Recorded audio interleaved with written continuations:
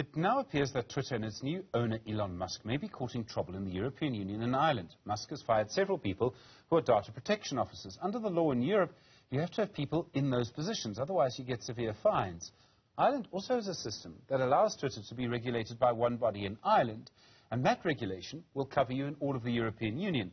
If Musk, is kicked out of that, he would then have to deal with regulatory authorities in 27 states, as I understand it. Advocate Zanyiwe Nthatisi is the CEO of Digitally Legal. Zanyiwe, good afternoon to you. Twitter has all sorts of problems at the moment. The Europeans take issues around data and privacy very seriously. If Twitter doesn't have the right people in the right positions, what could the regulators in Europe do? So definitely, Twitter has been the infamous kid on the block this year. And, what we're talking about tonight is very important. I think some of the conversations that you and I have had, Stephen, have really looked at what are these regulations that we have in our different countries, and how do we ensure that big companies like Twitter abide to them. Now, I think we all know that over the past couple of weeks, Twitter has laid off a lot of their staff, and, the team that they have in Europe that has been dealing specifically with this particular regulation and ensuring that Twitter is compliant have been sacked. So now I think the regulators really do have their eye on Twitter, and they're asking themselves, will they be compliant with this law that has been enacted? That is 24 hours old now. A lot of this is about making sure they're the right people in the right positions. Can you just appoint anyone to these positions, or do you have to make sure, our law would call them fit and proper, do you have to make sure that they're people who are legally responsible in these positions? So we need to be honest when it comes to cybersecurity, data protection, and just the cyberspace in general, that this is really, a new space when it comes to regulations. I think from a technical perspective, there have been, IT technicians, people that know the more technical side of things. But when it comes to the regulation, it's quite a new space.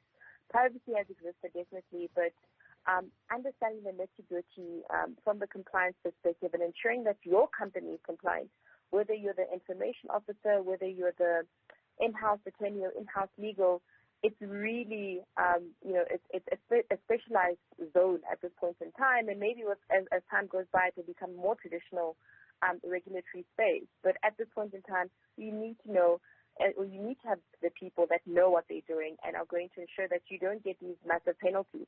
So, for instance, non-compliance in this particular arena would mean that Twitter could face up to 6% of its annual revenue. That's a lot for a company like Twitter. So, Zanyiwe, there's so much going on around Twitter, around Elon Musk. It must be losing money. I mean, this chaos can't go on for much longer, can it? I could have a controversial answer, and say I don't know if Elon Musk likes money all too much. I think it's more about the statements and going against the grain.